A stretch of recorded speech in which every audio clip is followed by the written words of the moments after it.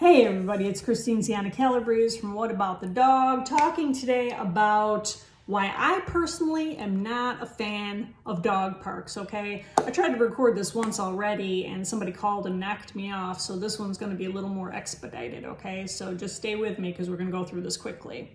Two reasons. The lesser reason I'm not a fan of dog parks is, one, I don't know what these dogs have in the way of communicable diseases.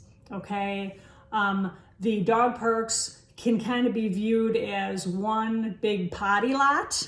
Okay, everyone's doing their business. Some owners are good about picking up stuff, others aren't. So is there something my dog can catch fecally? Is there something my dog can catch like in the way of dog flu? Or God forbid, can my dog bring home fleas? I don't know, but I don't want any of the above. The greater reason, the main reason I'm not a fan of dog parks, and I understand that the benefit, people go because they want their dogs to socialize and they want their dogs exercised. I get that. But the greater reason I am not a fan is because your average dog owner is not that dialed in to dog body language and cannot predict, foresee, or stop a dog fight before it happens. I am not an animal trainer. I'm not a dog trainer. I'm not an animal behaviorist. I have worked with dogs for about 10 years or so now. So I've learned a couple things over the years, had the pleasure of working around and with some great individuals. I'm not going to go into how I think dog fights should be broken up. I suggest you do some research on that, find some reputable sources. Trainer Ian Dunbar, Dr. Ian Dunbar, he's got phenomenal videos on dog behavior and dog fighting and how to break those up properly. But in the meantime, I do want to suggest a book. This book, I think everybody should read. Dog trainers, anyone who's around dogs, even dog owners. How to Speak Dog. This book is phenomenal. You have to get this book, read this book. It is so informative. I'm going to read it a second time. I read this years ago. It was just, I can't say enough good about this book, okay? So it'll help you learn more about things to look out for, particularly in body language between dogs. I'm a big fan of forethought and foresight. And my philosophy is stop stuff before it happens. Catch stuff before it happens. And if you can't, definitely go in there with a plan in case something does happen. Okay, so I'm constantly thinking one step ahead. All right. Cesar Millan, a lot of people don't like him. They either love him or they hate him. I'm just going to extract something he had said that I thought was spot on in one of his books. So you don't have to like him per se, but I thought this point was spot on, and you can agree, comment.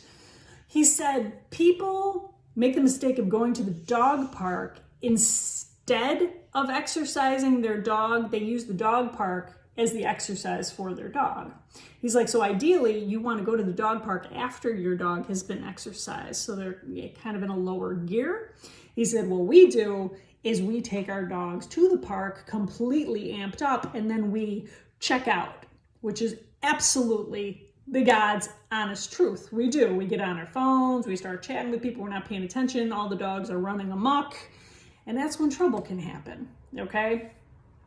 So I have people that say, well, then what am I supposed to do? Like, what's an alternative? Here are a couple alternatives. One, check and see if there's signage if you have a nearby tennis court. If you have a nearby tennis court that you can close up, it's completely enclosed, look for signage to see if that's allowed, not allowed, first of all. And you could take your dog to a tennis court and throw a ball, if your dog is that kind of into that kind of activity. That's one.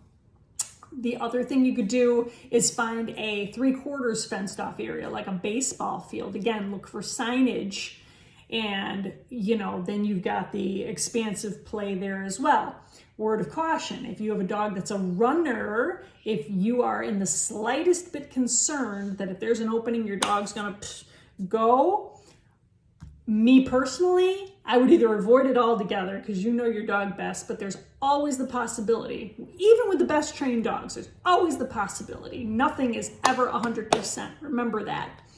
I would put a harness on the dog with a super, super, super long training lead. So if God forbid that dog got away from me for whatever reason, got distracted, I got a chance of grabbing that lead. So that's just my backup plan. But be careful with those options, okay? And make sure they're legal and they're okay before you exercise them. All right?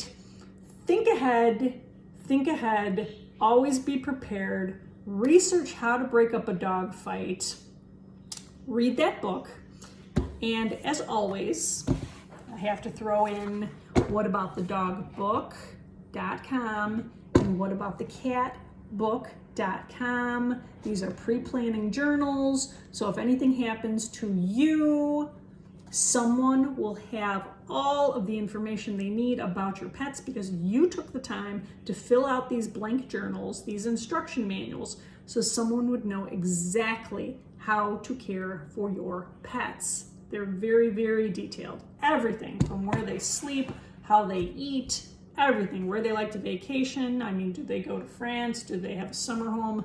It's everything.